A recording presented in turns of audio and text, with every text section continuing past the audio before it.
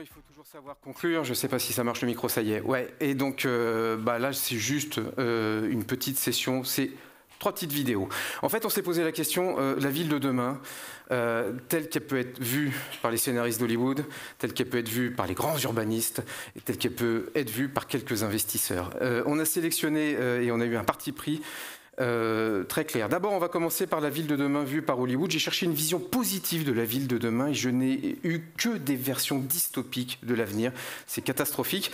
Mais j'aurais pu vous montrer quelques extraits de Metropolis, de Blade Runner, du 5e élément, pourquoi pas. Mais j'ai trouvé un film que je ne connaissais pas et vous allez le découvrir avec cette vidéo. C'est un reportage de France Culture. Ça dure 2 minutes, pas plus. Il y a 50 ans sortait le film culte Soleil Vert, qui se passe en 2022. Canicule, crise politique, sociale, écologique, des masques. Un film de science-fiction prophétique. Et à l'époque, où beaucoup de critiques ont dit « ce film est complètement improbable ». Make Room, le roman de Harry Harrison, sort au milieu des années 60. La peur de l'époque, c'est la surpopulation. Et c'est ce que prophétise ce livre de science-fiction. Quelques années plus tard, quand le réalisateur Richard Fleischer veut l'adapter au cinéma, le baby-boom s'essouffle et la surpopulation fait moins peur. Richard Fleischer cherche à mettre à jour son scénario et donc va se tourner vers un écologue professionnel, Frank Bowerman. Et c'est lui qui va lui proposer plein de thèmes qui à l'époque sont encore assez inconnus. Le réchauffement climatique, la crise des ressources, l'érosion de la biodiversité et les conséquences politiques qui suivent derrière. Ce qui en fait un film en fait extrêmement visionnaire pour son époque. People will do anything to get what they need. What they need most is Soylent Green. L'homme a exploité toutes les ressources naturelles de la Terre. Plus d'arbres, plus d'animaux, plus de nourriture, plus d'eau. Cette crise alimentaire renforce le pouvoir de multinationales sans scrupules. Dans ce New York fictif de 2022, aux 44 millions d'habitants, rares sont ceux qui se souviennent du monde d'avant. Le film aborde, de façon émouvante et poétique, un problème souvent ignoré de la crise écologique. L'amnésie environnementale. On a le vieux sol, il se rappelle du XXe siècle, des écosystèmes, des paysages, des choses comme ça, de la bonne nourriture aussi, et qui est complètement dévasté par l'évolution du monde. Donc vraiment un exemple de solastalgie, alors que Thorne, qui est plus jeune, lui a une vision très floue de ces récits-là, d'ailleurs le prend pour plus ou moins exagéré, mythifié, et se rend pas compte en fait de tout ce qui a été perdu. Et ça c'est vraiment un des grands enjeux en fait de la psychologie environnementale, c'est que chaque génération naît dans un monde qui est déjà appauvri et se rend pas forcément compte de ce à quoi ça ressemblait avant. I told you. I know. Soleil Vert dépeint avec virtuosité ce phénomène lent et irréversible de la catastrophe écologique.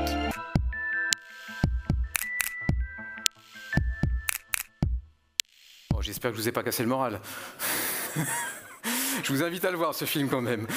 On a essayé de poser la question sur la ville de demain, pour les jeunes, pour les moins jeunes, telle que la projettent les urbanistes. Et on a été interviewé l'agence AUC, Grand Prix de l'urbanisme en 2021, pour leur capacité à proposer des nouvelles formes d'habitat relevant les défis sociaux et environnementaux de notre époque. Je cite le communiqué de presse.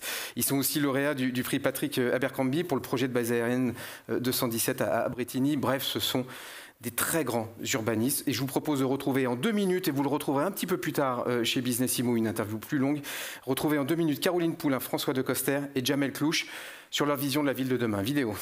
Non mais moi je peux donner comme ça une série de mots.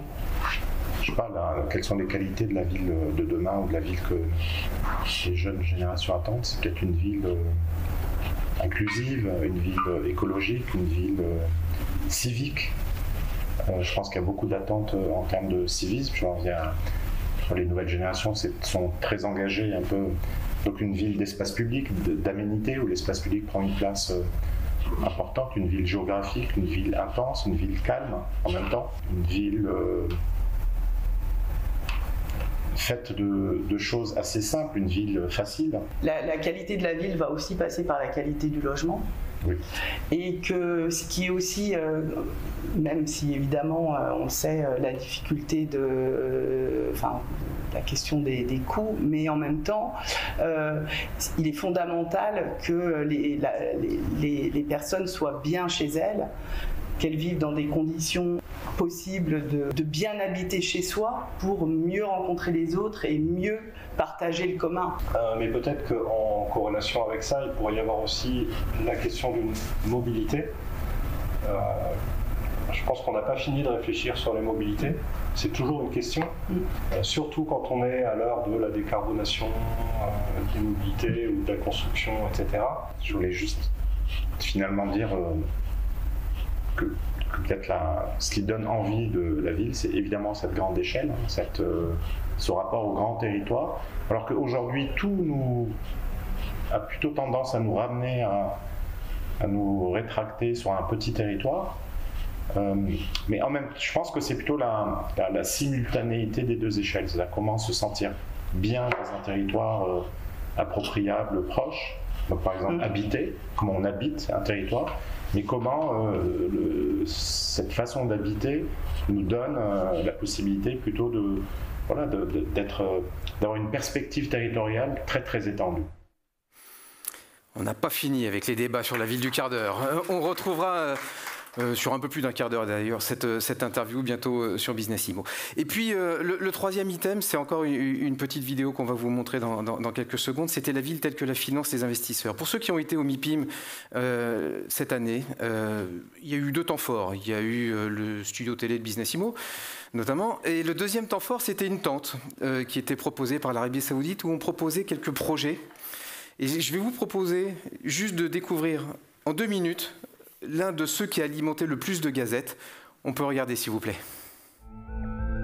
L'humanité vit dans des villes dysfonctionnelles et polluées qui ne respectent pas la nature depuis trop longtemps. C'est l'heure de révolutionner la civilisation. Une ville traditionnelle, totalement réinventée pour une empreinte optimisée, conçue pour protéger et mettre en valeur une nature en pleine santé. The Line accueillera 9 millions de résidents et sera construite sur une superficie de 34 km² à peine. Et nous la concevons pour qu'elle offre une qualité de vie plus saine et plus durable. Les communautés de The Line sont organisées en 3 dimensions. Les résidents ont accès à leurs besoins quotidiens dans un périmètre de 5 minutes de marche. L'infrastructure de The Line permet de tout atteindre en moins de 20 minutes. Pas besoin de voiture, égale 0 émission carbone. Grâce à l'intelligence artificielle, les services autonomes vous font épargner temps et efforts.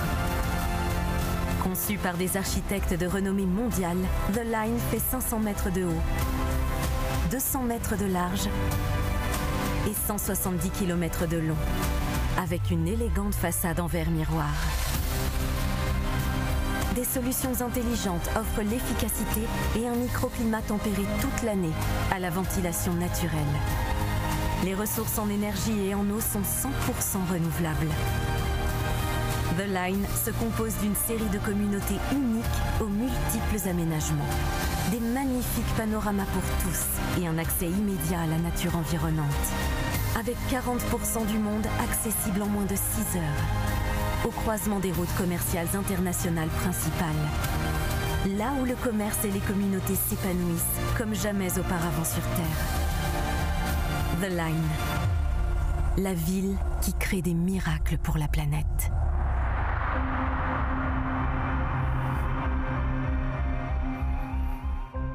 Allez, on ressort les portables une dernière fois. Parce que je vais vous demander sur lequel de ces scénarios vous achetez. La ville vue par Hollywood, elle fait flipper.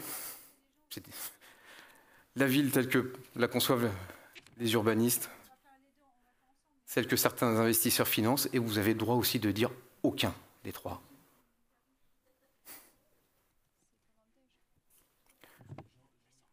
On regarde les résultats ? Ah ouf, il y a encore de l'avenir pour les urbanistes. Merci en tout cas, merci beaucoup d'avoir suivi toute cette matinée.